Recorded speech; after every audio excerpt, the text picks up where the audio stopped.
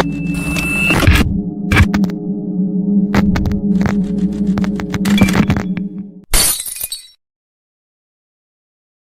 ulama'a warasatul anbiya.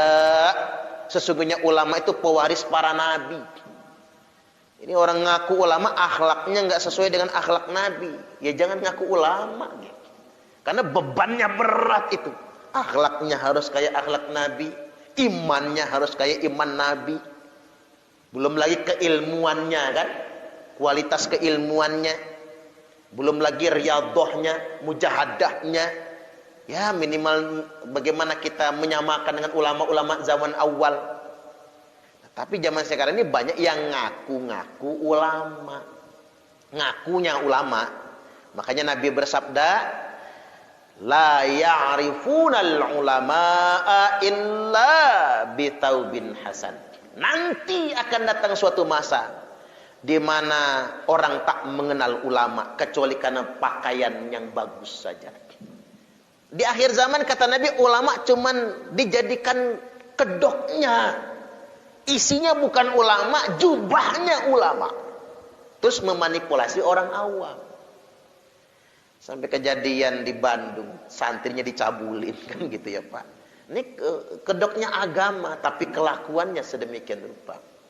Apalagi saya prihatin zaman sekarang ini banyak penceramah-penceramah yang isinya malah memprovokasi, ngadu domba. Nah itu nggak layak disebut ulama, disebut ustadz aja nggak layak. Ngakunya Habib lagi Pak, kadang-kadang ngisin nih gitu ya.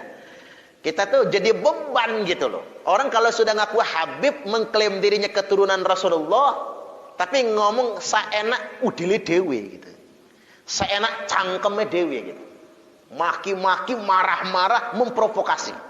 Itu jangan diikut oleh kita, jangan dicontoh. Itu namanya ngerusak itu. Apalagi isinya ngajak musuhan gitu. Ini bisa jadi nanti la yadkhulul jannata namam. Dia masuk kategori orang yang mengadu domba. Tidak akan masuk surga orang yang mengadu domba. Ada yang nanya sama saya, Pak Ustadz kok ngomong begitu? Ya saya harus menjawabnya ini. Kalau dibiarkan begitu saja seakan-akan yang kayak gitu tuh benar gitu. Betul-betul mewakili umat Islam, padahal tidak ada. Dakwah Islam tidak boleh mencaci maki, doa yang buruk-buruk, melaknat. Kapan saya pernah khutbahkan di mimbar Al-Karomah ini?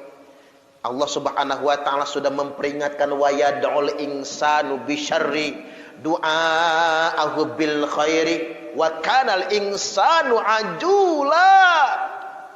Ini bahasa kitanya begini, Pak. Saya gunakan bahasa yang awam banget. Payah manusia itu kata Allah. Cangkemnya itu cangkem elek. Subhanallah. Kata Allah, payah manusia itu cangkemnya cangkem elek. Ngomong maki-maki, menghina, melaknat, doa yang buruk-buruk, latah betul cangkemnya, melaknat, berdoa yang buruk-buruk, doa mintakan azab sebagaimana latahnya dia minta kepada kebaikan. Wa kanal insanu ajula.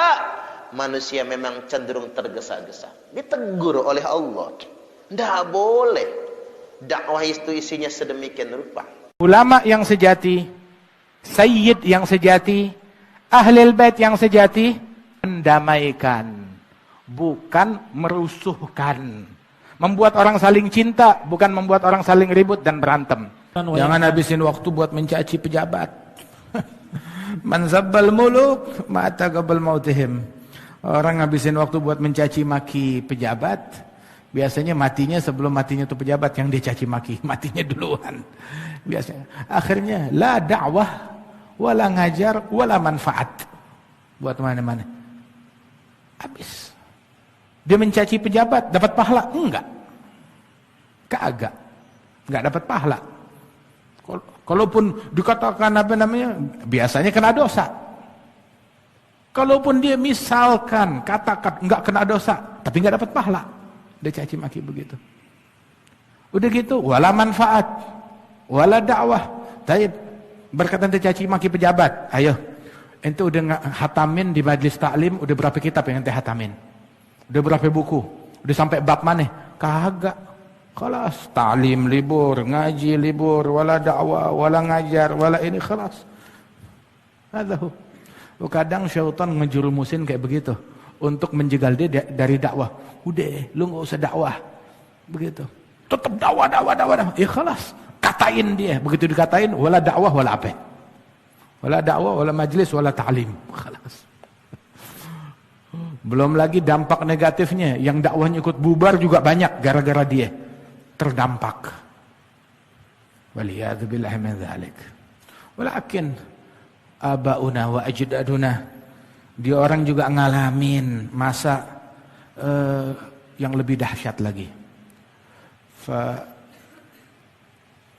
Ayyam al-Habib Abdullah bin Muhsin al-Attas, wala dia ngabisin umurnya buat nyaci maki pejabat di zaman itu. Zamannya Al-Habib Uthman bin Abdullah bin Yahya enggak ngabisin hidup buat nyaci maki. Zamannya Al-Habib Ahmad bin Abdullah bin Talib Al-Attas Pekalongan enggak habisin umur majlis buat caci maki. Zamannya Al-Habib Abi Bakar bin Muhammad Segaf enggak ngabisin umur buat caci maki. Padahal dia dakwah dari sebelum kemerdekaan pada semuanya itu. Dari sebelum kemerdekaan mereka. Di zaman penjajahan, dakwah mereka nyebar kemana-mana. Negeri lagi dijajah, tapi mereka nempuh di jalan yang benar. Penjajahan dengan penjajah sezalim sejahat apapun nggak berdampak kepada diri mereka. Kenapa? Sebab mereka bersama Allah. Otaknya nggak bersama penjajah, mulutnya juga nggak bersama penjajah. Walau hatinya bersama penjajah, bersama Allah dimanapun. Al-Habib Abu Bakar dakwahnya sampai ke pelosok, sampai ke Indonesia Timur, sampai jauh ke sana. Subhanallah. Kalau dari dulu itu wali-wali tuh ngurusin politik, dakwah nggak bakalan nyampe ke Papua, wala bakalan nyampe ke Ternate, wala bakalan nyampe ke pelosok daerah. Kagak. Kenapa? Habibnya lagi masih demo.